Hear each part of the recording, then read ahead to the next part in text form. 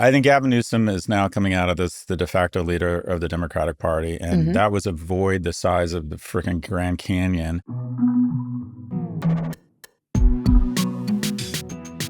Hi, everyone. This is Pivot from New York Magazine and the Vox Media Podcast Network. I'm Kara Swisher. And I'm Scott Galloway. This episode is presented by IBM. I am about to be in a city that is having a military parade, Scott. I am wishing I had gotten out of town. We'll talk about that in a minute, but... Oh, are you in LA? I'm in D.C. No, not LA. There's nothing. I have all the tanks here. That's where the actual insurrection is going on. Yeah. That's what I caught. I literally, why doesn't he just stay at home? Yeah. And like masturbate to the Apprentice martial law episode or something? I mean, I don't know. There's tanks. Can you believe it? A military parade. It's insane. It's the last time I was recalling one was during the first Bush administration. It was after something with Iraq. I don't know. It was something, but he had a lot of military people, and it was very disconcerting. And it wasn't like this gang here. It's like there's a lot here. It's sort of like North Korea plus old Russia kind of stuff. And the only thing I'll remember is a stealth bomber going down the mall in Washington from the Capitol to the Washington Monument. And it was terrifying. I was like, this is not America, like the stealth bomber, even though it was cool and enormous, but it was just chilling to the entire crowd. Yeah, I mean, we don't want to put tanks on the ground in Ukraine as Russian troops pour over the border, but a guy wants to roll out tanks as he, shit posts or tweets from a golf cart and orthopedic shoes. I mean, the whole thing is just such cosplaying masculinity. It's so weird. It's so sad. It keeps every one of these things. I'm thinking, how small is this? Well, anyway, we got a lot to get to today, including Elon groveling and Trump and China making nice for now. And just for everyone to know, next week, Scott and I will be together in France again. That's Our annual right. trip to France. They tried to keep us out with the impenetrable Maginot Line. Was that your French I used to do accent? amazing accents. Now it sounds like really? A dead It's German. language that twins speak to each other. I could do an amazing Glaswegian accent. You couldn't. Oh my God! You could even do Calendars. Pepe Le Pew, that famous date rapist, Pepe Le Pew. You could do that. You didn't love Pepe Le Pew? Oh my God! It's so bad when you watch it now. It's literally the best. Come here, my love. Harvey Weinstein of my love of cartoons. It really is. You're like right. Go back and look at Between it. Pepe Le Pew, Yeah, I Dream a Genie. Yeah. And what was the other really sexist thing I was watching all the time? Oh my God, Three's Company. Oh, The Price is Right. And now a new car and a woman in a bathing suit showing you the new car. That one was tame compared to they're all terrible. I liked I Dream of Jeannie. I hate to say it, but it was really sexist with that outfit. Yes, master. Yes, Jeannie, master. Go to your bottle. I'm literally everyone should just appreciate how far I've come. Here. How far I have come. Yeah. Yeah. Why? Why have you come? You liked I Dream of... I liked I Dream... I still like I Dream of Jeannie. I'm sorry, Barbara Eden Ross. Yeah, I wouldn't... But I'm not exaggerating. I watched 2 hours a day of I Dream of Jeannie during my formative years. Mm-hmm. And I'm not sure that was the right baseline level for how you That's why we love each other. Women. I loved I Dream of Jeannie. I watched it all the time. Oh, I bet you did, you little lesbian. I know, my little lesbian. I think essentially Jeff Bezos is I Dream of Jeannie. He finds a 2,000-year-old magical woman with Botox, and instead of freeing her, makes her his roommate. It's Jeff Bezos. It's literally Jeff Bezos' I Dream of Jeannie.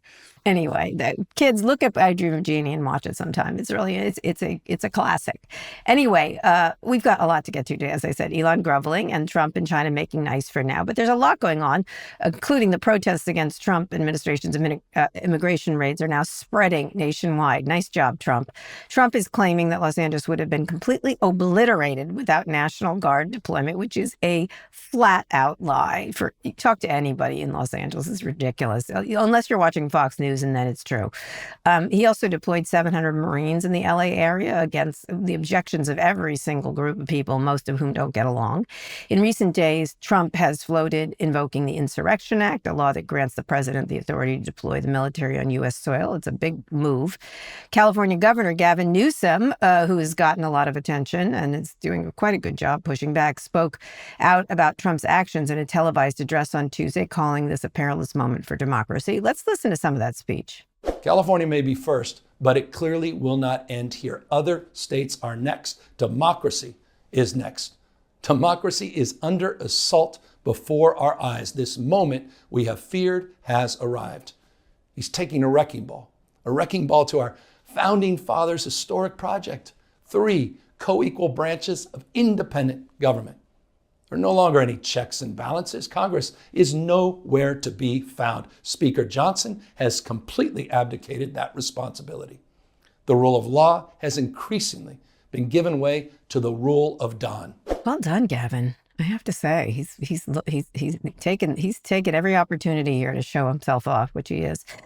More protests are expected this weekend, tied to the massive military parade in D.C. that's official, as I noted, celebrating the Army's 250th birthday, but just so happens to fall on Trump's 79th birthday, which will call attention to the fact that the man is really old. The No Kings protests are set to be the largest nationwide mobilization since Trump took office. These look like astonishing, actually. They're all over the place. Trump is already warning that any protesters at the parade will be met with very big force, whatever that is. They are allowed to protest, by the way, FYI. But many of the No Kings people are saying don't protest in D.C. and give them a reason to attack us. But they are pretty much nationwide. First, let's talk about Newsom, and then let me just also add that Tom Cotton, as usual, popped up like a bad penny with an op-ed in the Wall Street Journal titled "Send in the Troops for Real," playing off his infamous New York Times op-ed in 2020. We're recording this ahead of Trump's military parade, which is on Saturday. Talk a little bit about Newsom, Trump, these protests. It feels very North Korean to me, but your thoughts? I think Newsom has basically identified himself right now. I think he's the big winner in all of this. I think he kind of accidentally has become the spokesperson for the pushback. And so I think one of the silver linings here is that we now have what is kind of a de facto leader of the Democratic Party. And I think it's essentially Governor Newsom leads the 4th largest economy in the world. It's a net giver in terms of federal tax income for all the problems California has. It's actually on most metrics doing really well, whether it's the center of the newest technology in the world. More people are moving back to California now, and California has more billionaires than any other state. These are people with options for all the shit posting these techno-libertarians like to do about California. They could move anywhere in the world and they decide to stay in, see above California. And so FYI, Scott, they're all back, just so you know. Yeah, they're you've been saying that for a while. You said there was going to be a boomerang, and you were right. Because of AI, especially. But go ahead. So look, and anyone who has driven up Highway 1 or checked out the surfers or Zuma Beach or been to the Hollywood Bowl, or it's just or been in the desert, it's in the sunset in the desert, or been to Carmel or Yosemite. It's arguably the most beautiful country in the world. It just happens to be a state within the United States, and it offers the best universities, best technology. Anyway, he has become sort of overnight kind of the spokesperson for, or the leader of the Democratic Party. The bad news here is that I think a lot of these protesters are playing into Trump's hands, and that is you can't tell people how to protest. But when you see images, so for example, if you could give if the protesters are generally trying to help their own cause, and that is say, look, a lot of us have been here for 10 years. It's one thing if you want to deport criminals, but if you're deporting people, if you're rounding up people at a Home Depot that have paid their taxes for 20 years and then going to their schools and their churches, I don't think most people are on board with that. No, they're not. According to polling, not at all, but go ahead. But in my opinion, they hurt their own cause when they show up with more Mexican flags than American flags.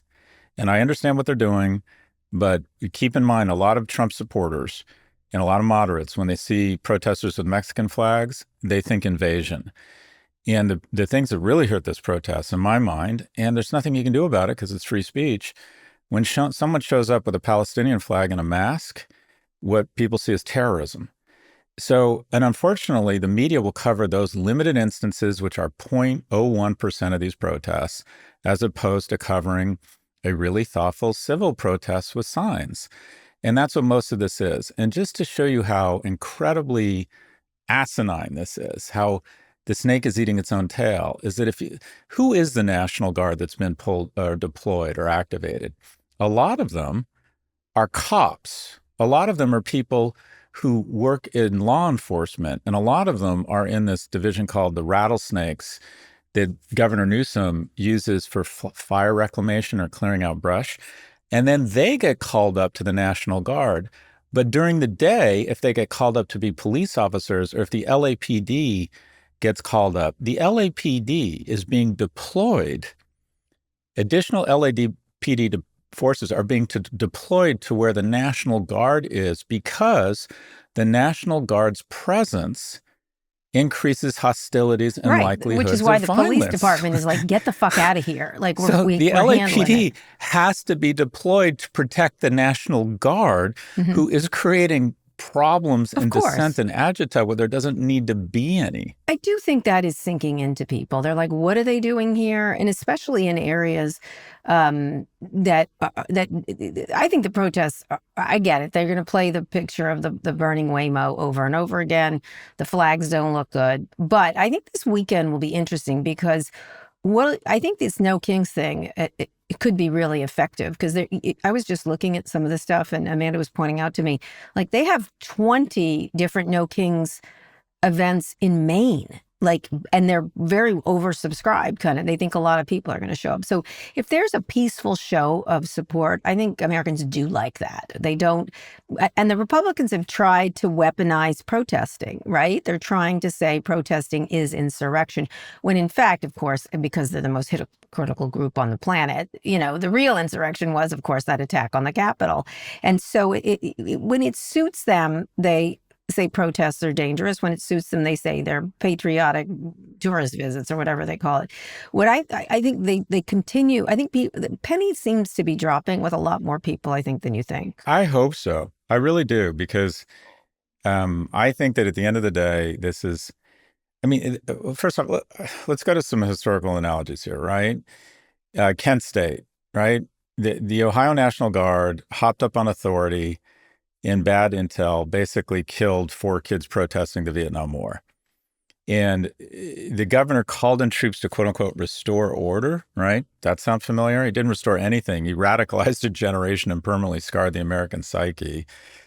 The best analogy here is Hitler in the 30s, the Reichstag fire decree, and that is he wanted to consolidate power. So when an autocrat wants to consolidate power, essentially, Hitler didn't invade Poland to consolidate power. He invaded civil liberties.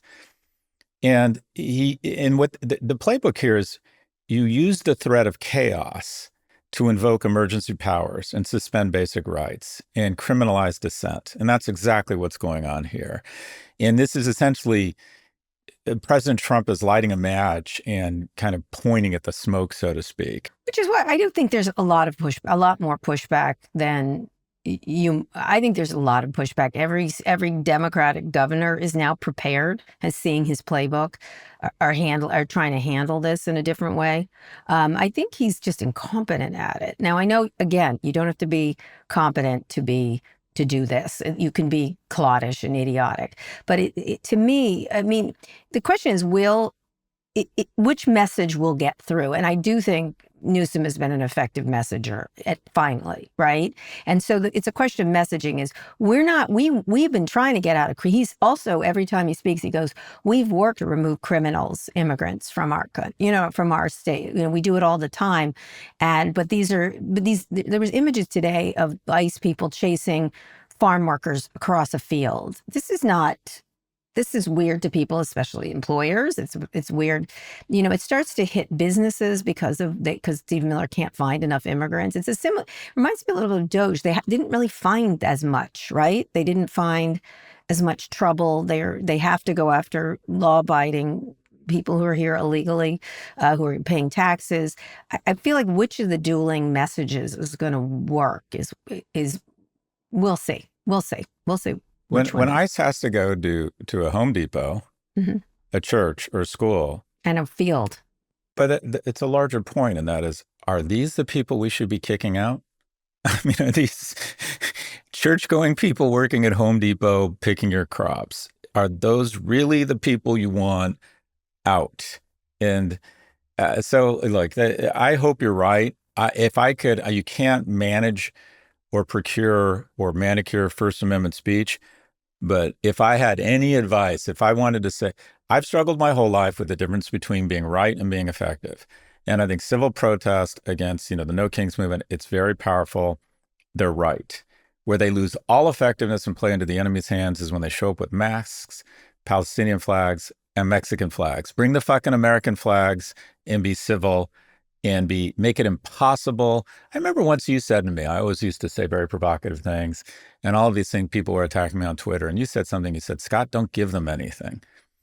And right now I worry sometimes the protesters, and I'll give you I'm really Machiavellian. If I were part of this Trump, MAGA, weird, fucked up Stephen Miller movement, I'd send out 100 people with Palestinian flags and masks to try and cause trouble. Yes, I get to it. invoke an overreaction. And they would do exactly what they claim other people do, the false flags and all the nonsense. And to give people the impression that these people on the left are out of fucking control and get your anger glands going such that... I don't think they're competent enough to do that. Yeah, I hope not. I think they are not competent, actually. They're just more American flags, less masks. I would agree, but I do think this has not been a protest that's given them enough stuff. Like the George Floyd ones. I think they're disappointed at how civil it is. I know they don't have enough stuff, and if this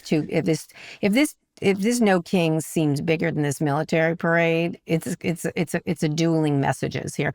So one of the things that doesn't help the Trump people, there's new reporting of this incredible piece in ProPublica on Trump's favorite autocrats, President Bukele of El Salvador. A U.S. investigation found that Bukele colluded with MS-13. Of course he did, even paying the gangs for votes, according to ProPublica. And despite his crime-fighting reputation, Bukele has his top aides blocking extraditions of MS-13 leaders to the U.S.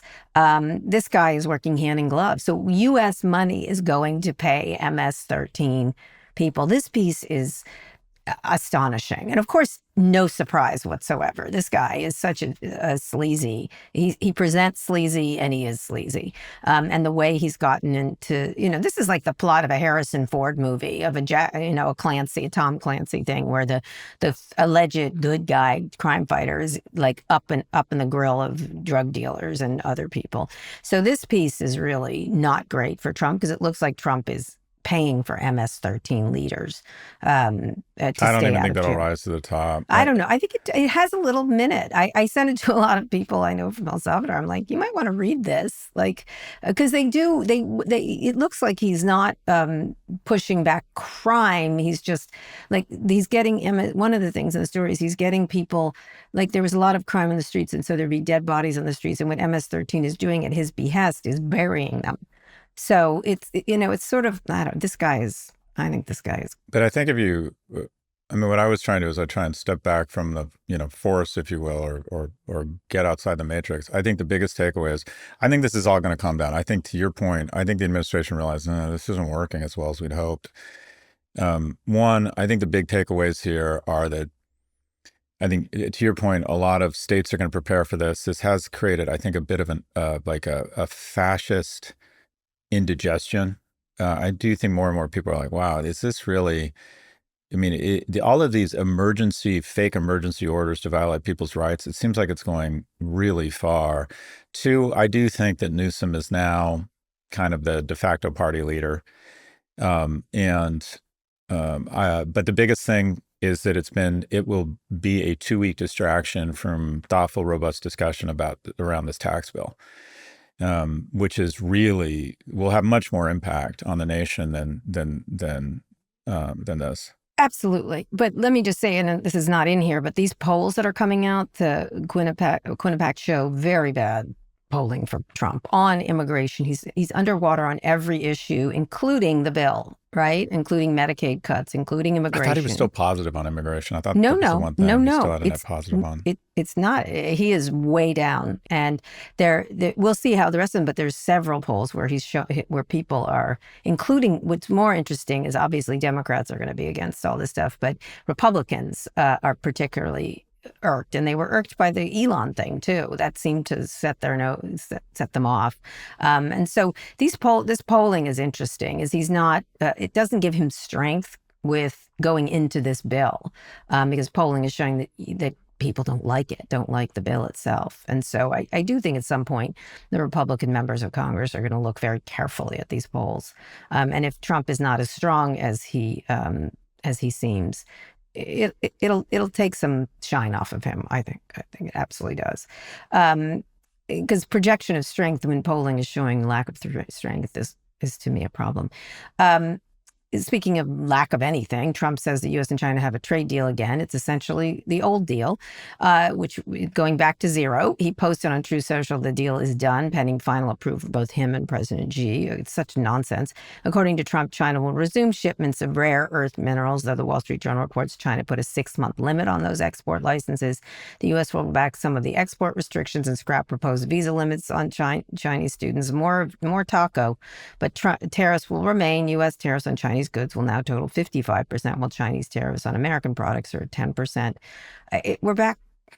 I feel like we're back at square one. It surprised no one, of course, also that Trump is highly likely to push back his July 8th deadline to reach trade deals, according to Treasury Secretary Bessent. This is like spinning wheels. It's like, and you're back exactly where you started, essentially.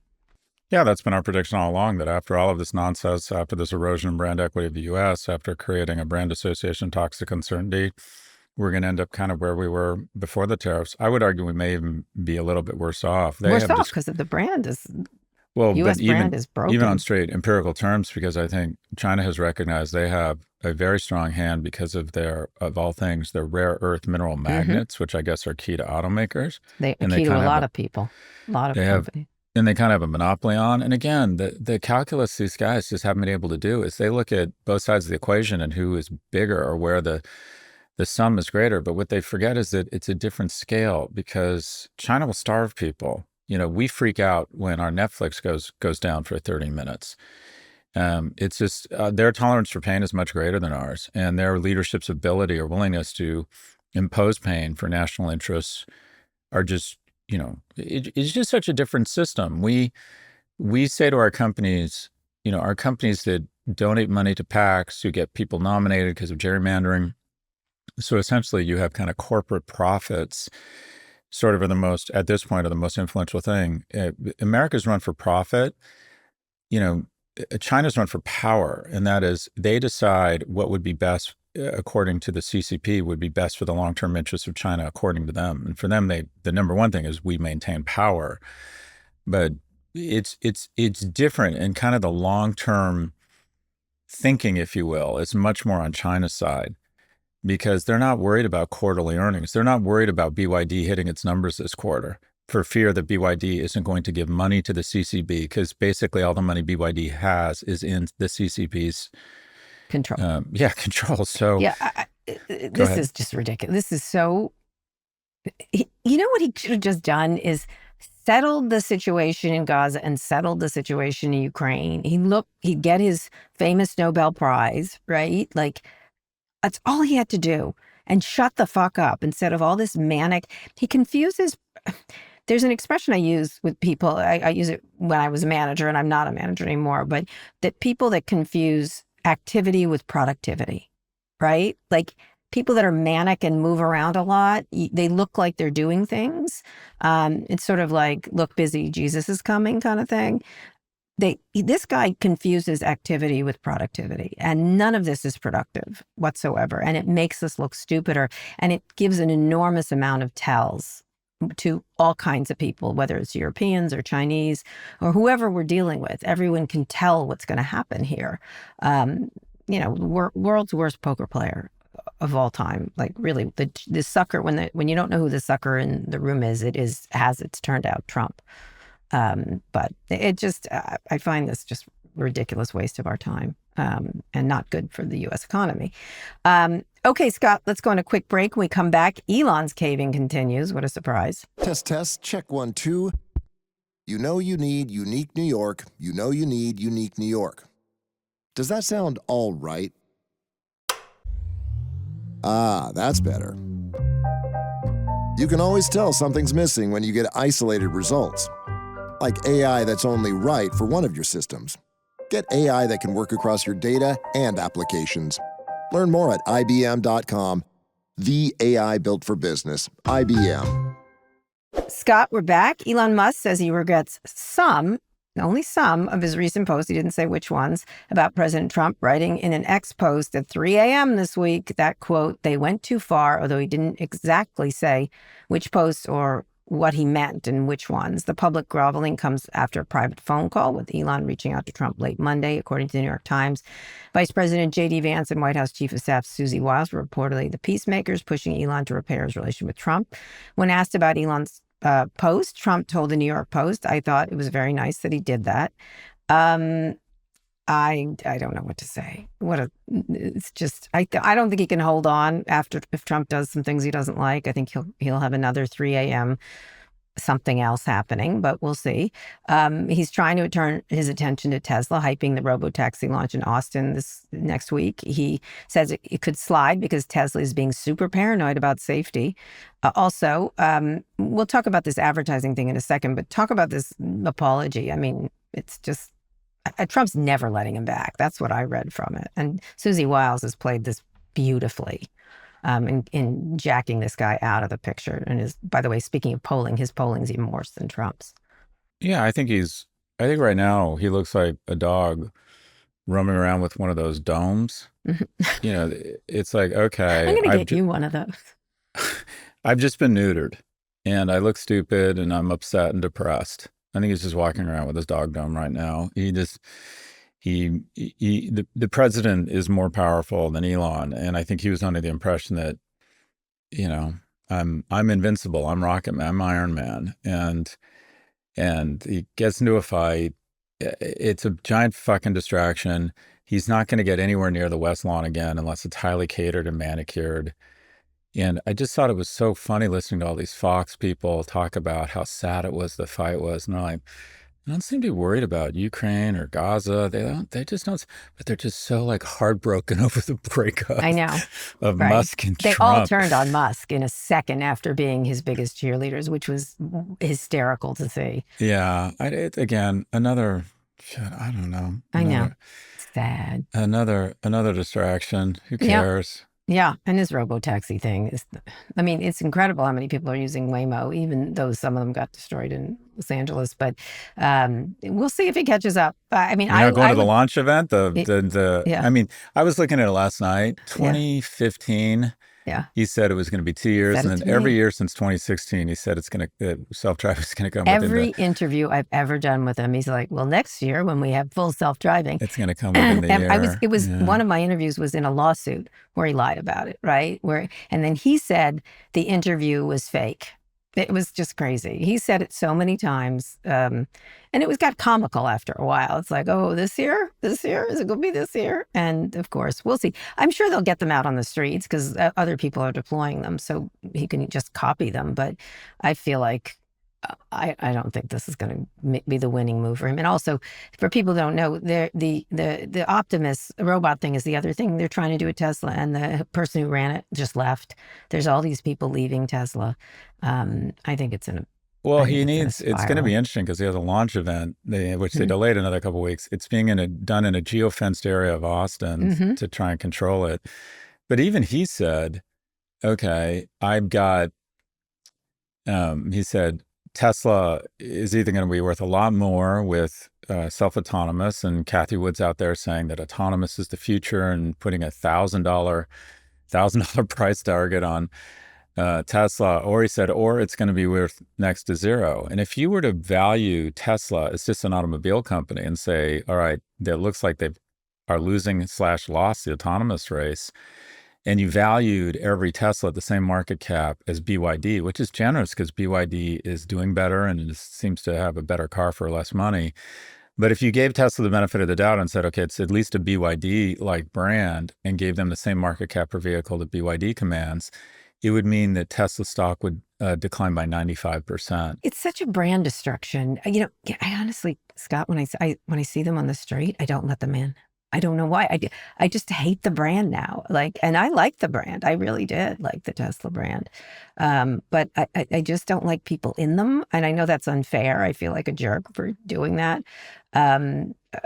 First time in a while I saw a Cybertruck in DC. There were a bunch of them here at the beginning of the Trump era, and I saw one, and I hadn't seen one in a while. And having seen it, not in a while, I was like, oh, what a terrible, who didn't stop him and say, you can't do this. You cannot release this truck. Yeah, but just some compensation for that is, it's good to know that right now there are more National Guard troops and Marines in LA than there are stationed in Syria or Iraq combined. I mean, talk about, if you're the president, for me, it always comes back to management. What is a manager supposed to do? You're supposed to deploy capital to a greater return than your competitive set. And this is how he is deploying the military capital. He's taking it down in Syria and Iraq. He's not using his sway and power to force Israel to announce a multinational Arab force into Gaza and stop the destruction there. He's not figuring out a bipartisan legislation which he could get to put more teeth into the sanctions against Russia to get them to the table. He's sending in the National Guard to fucking Paramount Boulevard, to like Culver City. I mean, he does not know how to allocate capital. I just don't. And at the end of the day, the president, folks, who you want as a president is someone you don't hear about. And it's just a very good manager. And knows how to allocate more capital than any capital allocator in history. And this guy is just a terrible capital allocator. He's such a shitty business person. One of the things that my favorite part of, we'll go back to this LA thing, is all these people posting pictures of like having lunch in LA, and like, it's terrible here. There is a lot of AI slop, by the way. I've texted all my friends, and I said, what's going on there? How is it? And they're like, you're watching the same thing I am. It's not. Yeah. I mean, granted, a lot of my friends are pretty privileged. They're not living in downtown LA, but they're like, yeah, we haven't seen anything. Yeah. I have friends all over LA, and they're like, this is fucking ridiculous. But anyway, there's a lot of AI slop out there showing much worse than it is. It's just not true. A lot of the imagery that's being used. And Fox, of course, it's like, it's Armageddon there. It's like, I feel like they're using clips from that movie, Escape from LA, or something like that. Anyway, the second thing, this is interesting, because we're headed off to France for Cannes Lions, and it's the, or is it Cannes Lions? I don't know. Cannes. It's called Cannes. I know it's Cannes Lions, whatever. Cannes Lions. We're going to France, underpants. And advertising is the big deal here, but this was an interesting story. And I don't know if Linda Yaccarino is going to be there, but I hope not to see her. Elon Musk X has made a habit of threatening advertisers with legal action if they don't spend. I love that. Advertise with us or we'll sue your ass. X has really used threats of lawsuits. This is a Wall Street Journal story. It was really interesting. Everybody, I've heard this from a lot of people. So to secure at least 6 large advertisers of pressure campaigns targeted advertisers like Amazon, Verizon, Pinterest, Ralph Lauren, including some of the including accusing them of illegally colluding in an ad boycott after Musk take over the platform. And the threats weren't empty. Pinterest declined to increase ad spending on X and found itself added to the ad boycott suit, which is they're going to lose. And as the world goes these days, the FTC is investigating whether antitrust laws were violated by coordinated boycotts of advertisers. So I think this is probably going to go away. What in the actual fuck? That you have to you have to take my ads if I don't think it's a safe place. I'm sure they've tried to make safety improvements on that platform, but it's not working. It's not a safe place to advertise so easily. It's so clearly not a safe place to advertise. What do you think about this? This is nuts. I mean, I know very little about X now. I got off it 2 years ago, but NBC did a study and they found that over 150 verified premium accounts, I guess that's the blue check ones, have all posted or amplified pro-Nazi content. And I think the easiest way to get fired in media is to buy ads on X. Because if you buy ads on X, it's like going to work for the mob. There's no getting out. It's like you're not allowed to leave. And what basically is happening here is there's a non-zero probability. If you begin advertising on X, if you decide to stop, you might end up in a lawsuit. They might sue you. I can't think that's a good business strategy. I can't imagine how hard it must be to be, generally speaking, ad salespeople that end up at Cannes, they're either former athletes or hot women, because that's who media buyers want to hang out with. And they're generally like 105 IQ, 135 EQ people. They're the fraternity rush chairman. They weren't the president. They weren't scholars. They're super social, super likable, nice people. And they make good money. Their colleagues hate them because they're the most overcompensated relative to their IQ and their work ethic. But they're really attractive and, they're nice people to hang out with. that job at X must be the worst job in the world right now. And I imagine most of the salespeople at X are not threatening people. They're not. They're probably Right. just trying to sell fucking ear cleaner ads. Mm-hmm. Whatever it is, they're doing their best to get L'Oreal to test again on this platform that Mm-hmm. doesn't work. And then I would imagine a lot of advertisers who have no shortage of places to spend their precious ad dollars Mm-hmm. are like, boss, why would I advertise with you? Is someone going to call me and threaten to sue me if I decide to pause my campaign? Right, which I don't they need that did. shit. Yeah, I think, listen, Linda Yakunis used to have a great reputation. Speak of this cadre of people. She's never going to work in this business Will again. she need to, though? My guess is they're not dumb. I He don't probably know. promised I her don't know. enough fuck you money. Yeah, where it's but like, you know okay, how that works with him. People who work for him don't always end up in the best places. but it must be, just realistically, Kara, he's been able to attract so many talented people to run different companies for him. Mhm. I don't believe that his compensation system must be very generous. Possibly. Well, I've heard different things. I've heard mixed things. A lot of people couldn't get out fast enough, and then they didn't get what they were paid. He does they were a promised, combination of things. In this case, it is an embarrassment that someone who was a well-regarded advertising person is resorting to lawsuits in order to sell ads. And in a paranoid fashion. I've heard from lots of people that she truly believes that it was a conspiracy, and because she's in that world, she's sort of a Trumper and everything else. But it's an embarrassment, Linda. You used to be. I worked with her. She was good. This is an embarrassment, and she should be ashamed of herself, what she's doing. Anyway, she was good. She was the top one, or one of the top people. And She worked at NBC, is that right? she did. I worked with her, and she was an ad person, right? That type, and I sure do. And Those are good the people at I it. hang out with it. I yeah, like them. and good at it. But this is just, you have covered yourself in shame. And let me tell you, all your old friends say that to me.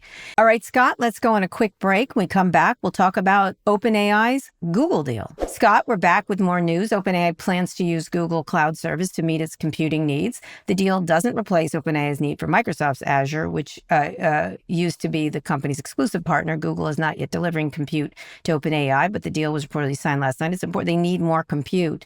This in a similar story, Facebook is working with Scale AI, this very talented guy who's the founder of it, in trying to reboot their AI. The Llama stuff wasn't going as well as Mark Zuckerberg had expected, and he's now shook the trees there and is redoing it, which is good. He's good that way to do those things. And on the AI news front, OpenAI has delayed the release of its first open model in years, which is really expected this month, but it's pulling away. Even I've talked to Meta people and other people, and they're like, OpenAI is pulling away in terms of features, constant features. So it's still a real race going on here. Google's extended voluntary buyouts, by the way, to U.S. employees in multiple divisions as cost-cutting measures to help fund for AI spending. And they're all rejiggering. And even at Google, there's new people. They're reassessing who should be running this and what their focus should be, each of these companies. But they're all doing a lot, and this new AI research lab that Meta is doing is going to be dedicated to pursuing superintelligence. There's just a lot going on in the sector. Yeah, I thought both announcements, the announcement that OpenAI was going to work with Google, the Google Cloud, kind of blew my mind, because I would have thought that Microsoft would have captured all of that business, and I don't know if it's a falling out and OpenAI wanting to diversify their compute supply chain, or if, according to Microsoft is saying, we just don't even have enough given how amazing and how dominant OpenAI is, and we need more than one source of compute. It just kind of blew my mind when I heard that. The other thing that I thought was really interesting is that Google is now a newspaper company. I remember at the New York Times, we were constantly sending out letters saying voluntary buyout. Google just sent out voluntary buyout letters to a ton of people, and basically saying that these are the jobs that are most vulnerable to AI. And typically the way it waterfalls is that, all right, we offer you a buyout, and if you don't take this buyout of X, if you get fired in 3 months, you only get 0.5X. Now, the problem with these types of buyouts is the best people leave. And the way you usually do these buyouts is you go to your top 10% and you say, FYI, you're on the inside. We're doing a buyout/layoff, trying to encourage people to leave.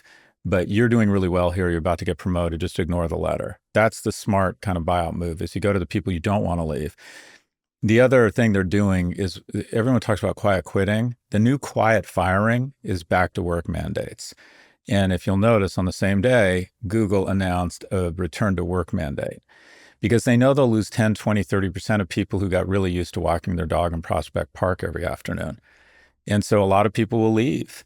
So, but what's interesting is Google, which has got the greatest concentration of of IP around AI, has real insight into the world where the economy and jobs are going, have said AI is going to eliminate a lot of these jobs. Which we've heard from a lot of companies, you know. We've heard from a lot, even when we're together, we were with, I forget who it was, Diller or someone else. He was talking about it. All these companies have been talking about this. And are on the front end. I think it's actually a good thing that Google does this. I think it's a good thing that everyone was sort of writing, oh, Meta's AI thing got shook up. I'm like, good. Like, they're doing it quickly, right? They're adding and subtracting people. Mark is a going for it kind of guy, like, right? He always like, Meta's not working, gone. Like that kind of thing. And that's his superpower, I think, is his control. And speaking of good managers, he is a good manager. And so it's interesting that people look at it as a bad thing. I don't think any of this is a bad thing. I think it shows that people are sort of adjusting as they're extending, if that makes sense. Yep. Yeah, you know, it makes sense to do this. And the more these companies do this, the stronger they're going to be. But I do, pretty much everyone at the other companies, I've been talking to a lot of these other companies, do acknowledge that OpenAI has been running away with it in terms of features moving faster, getting things done. Obviously, one of the worries at Meta is that ChatGPT has become the Kleenex, right? Just like Google became the word for search, that ChatGPT is now the word for this. And so can you catch up if one company represents, you know, that's what people think of when they think of AI. From a marketing point of view, it's an interesting moment, I think. I agree. I have nothing to add. Yeah, but I mean, it depends on how important it'll be to them. When have you heard that from me? I know. Yeah, they're the Kleenex. Everyone thinks interesting. All right, last thing, these two interesting little stories, which I thought we should talk about very briefly. ABC News has parted ways with senior national correspondent Terry Moran after he called President Trump and Stephen Miller world-class haters on X. If you remember, Moran was the one who did that testy MS-13 interview with Trump, who kept pretending a Photoshop thing was real. The network announced it would not renew Moran's contract after a 28-year stint, calling the X post a clear violation of policies. As a reminder, ABC paid $60 million to settle a case over comments made by anchor George Stephanopoulos last year. Moran seems okay. He's already told followers he did a really delightful video that'll be on Substack shortly. He's sort of taking it well. Any thoughts on this? He shouldn't have posted that, largely because he was a beat reporter and was covering the White House. He probably, even if he thought that, he should have kept it to himself. He could have done it in a different way by pointing to polls or things they've done or videos or other people talking about it. He shouldn't have done that. Yeah, but Dan Rather and Peter Jennings did much worse. But when the market was booming, they didn't fire people for this. They just called them in and said, hey, boss, sucks to be a grown-up. Don't do this again. So he wasn't fired by ABC. He was fired by Alphabet and Meta, who are sucking so much oxygen out of the room of cable ad-supported news that these guys are looking for reasons to fire people. And I think this is, quite frankly, I think this is bullshit. I don't think this is how you treat people. The guy worked there 28 years. He was the kind of guy that, in my mind, sort of did the work and was good at what he did. So what you do is you call him in and you say, you know what? You made life hard for us. Business sucks. You need to announce that. I don't know Terry. I mean, I know Terry. I don't know him well. I think he was looking for his next gig. ABC needs to cut costs. There's a way they could have done this without publicly shaming the guy and pretending to have fucking virtue. If the company's revenues were increasing 10 or 15% a year, they would have called him in and said, boss, you can't do this again. He would have said, fine. And they would have wink, wink, see you at the country club. But now they're all looking to cut costs. So they pretend to be virtuous and have these journalistic standards. If Terry had been anchoring a news program where they had more and more opioid-induced constipation ads they were increasing the ad rates faster than inflation, they would have found It's Sky Rizzy is the ads, but go ahead. But Mark Zuckerberg fired him, not ABC. ABC's looking for any reason it can to lay off people and then pretend they're journalists. Meanwhile, they're about to get fucked in the ass in a bad way, not the pleasurable way, by a fascist. And bend the knee like every other media company that's scared to death of this guy right now, trying to stay out of his crosshairs. So, yeah, fine. When people work for you for 28 years, I agree. they're given Scott, do-overs. I think he's a talented, but he did put himself in given the history here recently, not a smart move on his part. I agree. He should have been just taken off for a little while, talked to. Remember when Dan Rather walked off set and CBS went to black for, what was it, 6 minutes? Yes, I remember. He left the air, but they found excuses to keep Big Dan around. Until he did that lawsuit that didn't work out so well. They definitely. I agree. When I saw it, I was like, oh no. All these companies talk about how we're a family and a team. Yeah. You don't need a family or a team when you're doing well. You need them when you fuck up. They should have treated him. He was there 28 years doing the work. You show the guy a little bit more grace. And if at the first false move that you fuck up, you get ceremoniously drawn and quartered, guess what? Mm-hmm. All of us are going to be unceremoniously fired at some point. Well, except now he's not, because he's on his own. I'm like, welcome to the do whatever the fuck you want. I hope he does well. Yeah, I think he will. What's his Substack? Let's promote it. Do you know what it's called? Yeah, absolutely. I'm going to bring him on Scott Free August. Oh, I like that. Yeah. Oh, that's I'm a going to great bring all idea. Troublemakers, bringing in Scaramucci. I'm making troublemakers for you. I really like Terry because more than anything, he's very handsome. He's very handsome. He's a handsome man. In any case, I agree with you. Given this environment, he shouldn't have done. He should have ABC, known. You're so righteous. No, here's $10 million, dear fascist, dear leader. Oh, ABC, good for you, Bobby Iger. You're a man of principles. Here's the thing. I have never thought of anywhere I worked as my family. Have you? I've never been under that delusion. You have a much more romantic version of companies, don't you? Yeah, but my companies are smaller, and I get very strong paternal reward from my companies because it's a bunch of young people. Mm-hmm. So I'm very rapacious the first year or 2 years. I'm like, you got it. This is like the Navy SEALs. Anyone can try out, but most of you aren't going to be here in a year. Mm-hmm. But the people I've worked with, I mean, you know my people. I've been working with my people for 10, 20 years. I had 20 years, the same people working for Code. I get it. I get that. And I never would have treated them like this. But it's a really interesting thing is that a lot of these, I kind of would rather the Google thing, like, okay, it's not working, we're shifting. It sort of feels cleaner to me in a lot of ways, and not be offended by it. But you're right, Terry Moran is a very talented broadcaster, and we wish him incredible wealth and health and whatever the heck. And don't feel bad, Terry. Don't worry about it. Fuck them if they can't take a joke. Anyway, you'll like it better on the outside. It's much more fun. Come on in, the water's fine. Independent. Well, you're an independent journalist. Independent, like whatever it is I do. Yeah. You're going to enjoy it. It's fun. Yeah. It's true. You're not a journalist, but you're something. I don't know what you are. I'm something. You're a turducken. You're a turducken of some sort. Right. You have journalism. I'm not alien from Close Encounter. You're media-ish. You're media-ish. It's like, we don't understand him, but we think he's nice. Yeah. In other Disney news, this is interesting, though. Disney and Universal have sued AI image generator Midjourney, which is people really don't like Midjourney for copyright infringement. The lawsuit alleges Midjourney helped itself to countless copyrighted works to train some of its software, while news organizations, record labels, and others have filed similar suits. This marks the first suit by a major Hollywood studio. This is a good move on their part. Midjourney, just like this, doing shit with Mickey is not cool or whatever. Mickey's maybe he's out of copyright, but I think it's parts of him is, parts of Mickey is.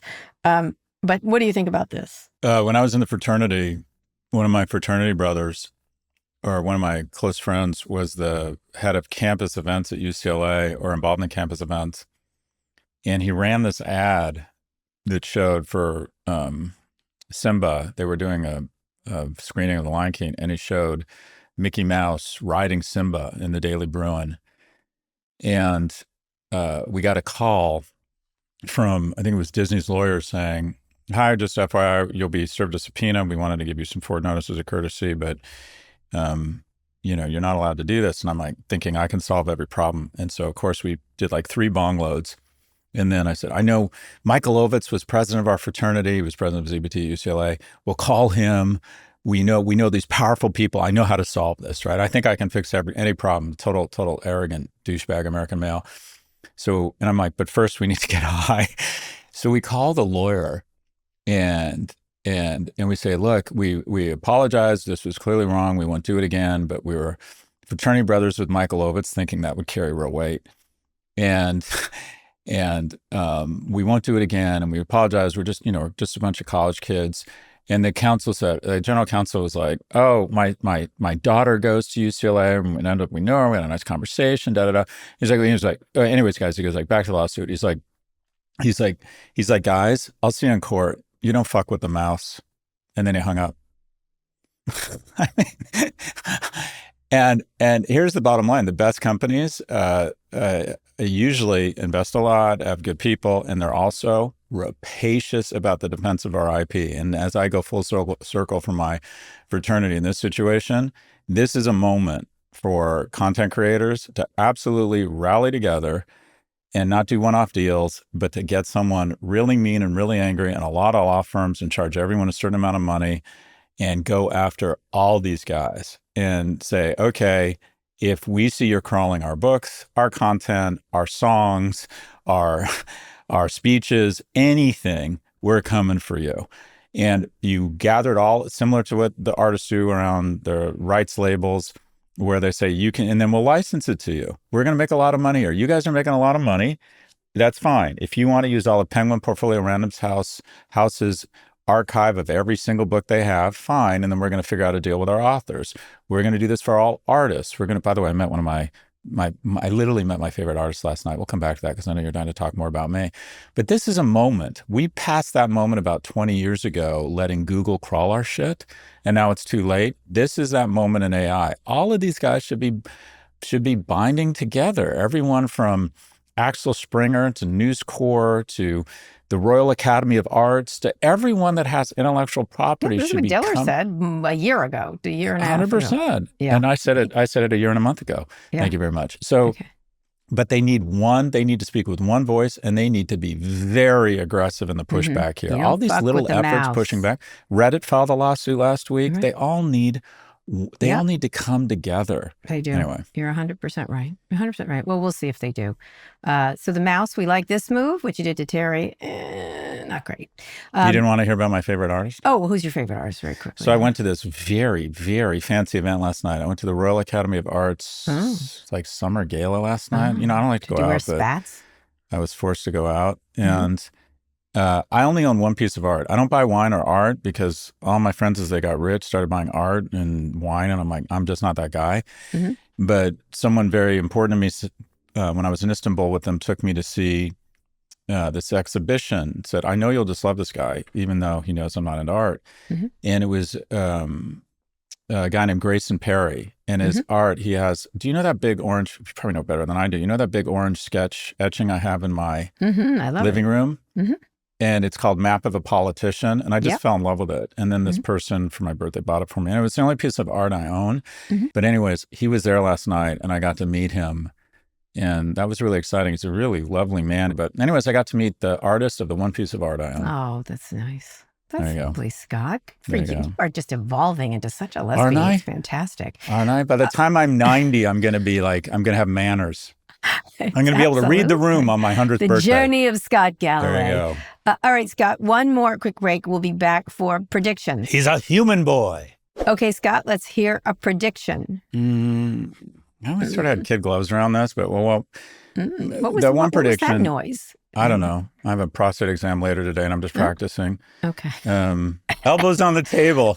Elbows on the table. Cough. That's all I know. Run your hands through my hair. Yeah. I think Gavin Newsom is now coming out of this, the de facto leader of the Democratic Party, and that was a void the size of the freaking Grand Canyon. As you've noted. Now, should he declare for his presidency? I was thinking this. I almost texted him and said, you should declare for presidency right now. He has. But he has actually, and then start making pronouncements? No, probably not yet, because it would warrant, but he's the people who should declare presidency, the people that nobody knows, because they'll get a ton of, he is already the de facto I candidate would by agree. virtue of what's happened this week. Mhm. And he should start. And he also, and I said this a few months ago, him bringing Charlie Kirk on and Newt Gingrich on his podcast, Mhm. as much as the Taliban of the left hates that, It was that was just the a right bad move. interview, Scott. I don't have a problem with him having it on. It just, he didn't do a good job. But go ahead. I think he's the de facto leader of the Democratic Party right now coming out of this too. Can I add something? Who do Sure. you think if he was running? I was thinking if he ran, his vice president should either be Pete Buttigieg or someone I saw the other night, Gina Raimondo. Anyway, those are my ideas. For I think she's fantastic. She is amazing. She's just sharp as a if you want tack. someone that's good for the economy and just does the work, she's that person. It's a question. She may run for president, by the way. So a woman will not be the Democratic nominee, and nor should she be. If we have another woman lose for the third time, Carrie, you're not going to have a female president for 50 years. As much as I think she is utterly capable of being president, I thought she should be the vice president for Gavin Newsom. That would be a really interesting. Let me be Luxus and pairing. sexist in one fell swoop. I can guarantee you not one person, the Democratic nominee will not be under 5'10". No president in the last 100 years has been under 5'10". Well, he's big. Gavin we is are a a Luxus handsome nation. man. He's a Well, handsome. That's my so point. is I hate to Wes say Moore. it. What handsome man.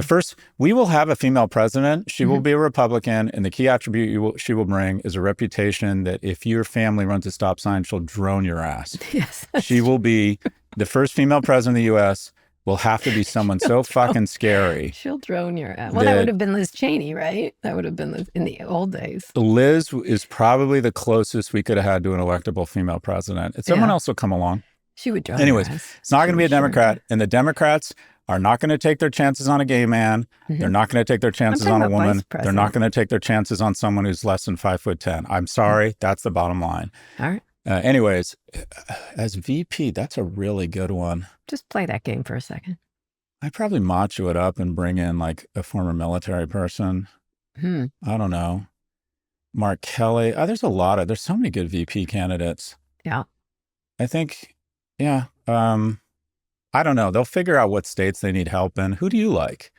I think there's a lot of interesting people, but I think there's a lot of interesting people. I don't know yet because I think Wes Moore is always talked about and most feared by the right. That's for sure. I think He's very good. I still like, in my life, Michael Bennet would be such a good president. I always think of who'd be a good president. Of course, that doesn't matter anymore. Celebrity matters. Probably, I think when I ran into Gina Raimondo the other day, I was like, oh, she's so fucking impressive. Yeah. She's so fucking impressive. Anyway. You know who we just had on the Raging Moderates pod yesterday was Richie Torres. I'm not a fan.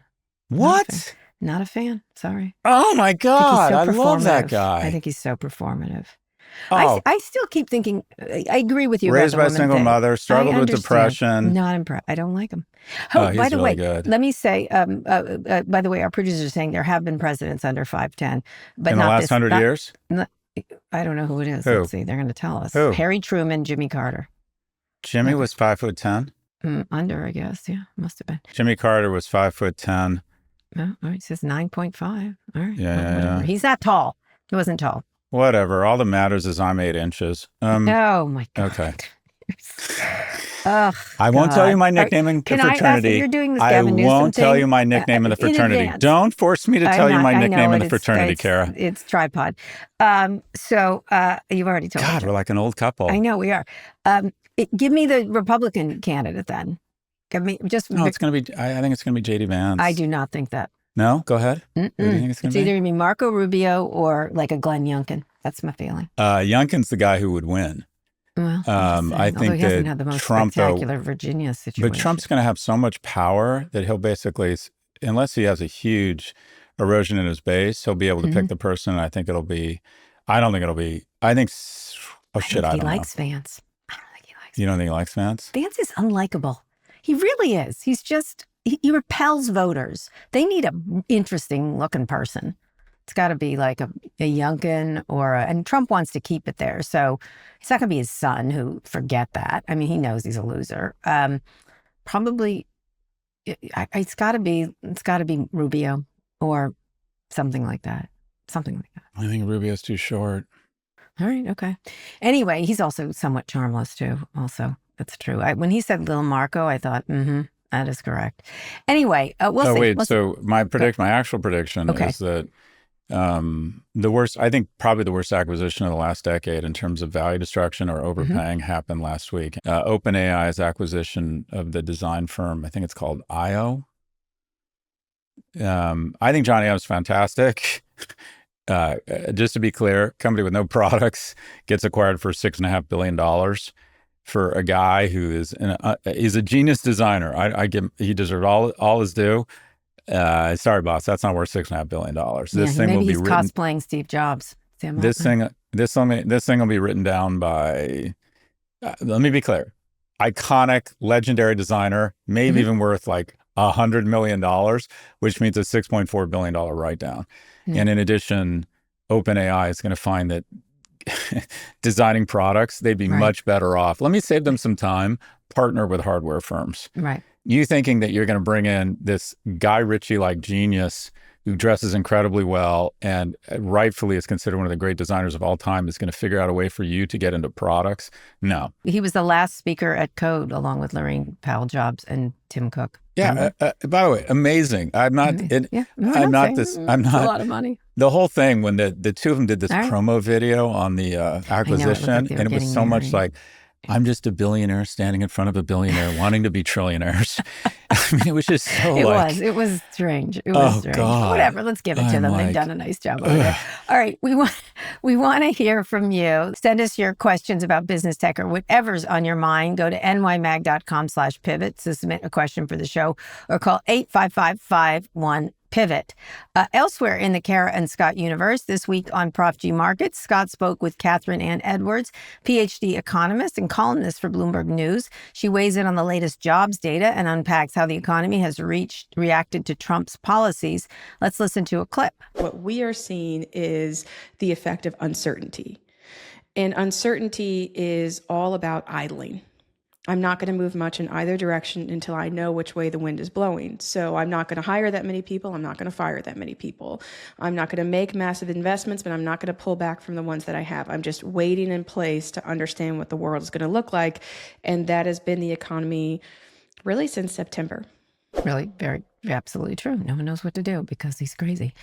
Okay, that's the show. Thanks for listening to Pivot, and be sure to like and subscribe to our YouTube channel. We'll be back next week. Scott will be back next week from France, where I will be charging things to Scott's room very soon, very, very soon. Overpriced, whatever it happens to be, but that will be the charge there, Scott. We'll be back next week from France. In fact, Scott, read us out. Today's show was produced by Lara Naaman, Zoë Marcus, Taylor Griffin, and Kevin Oliver. Ernie Intertot engineered this episode. Thanks also to Drew Burrows, Miss Severio, and Dan Shalon. Ishak Kurwa is Vox Media's executive producer of podcasts. Make sure to follow Pivot on your favorite podcast platform. Thanks for listening to Pivot from New York Magazine, Vox Media. You can subscribe to the magazine at nymag.com/pod. We'll be back next week for another breakdown of all things tech and business. This is not leadership, it's fascist foreplay, and history will not be kind.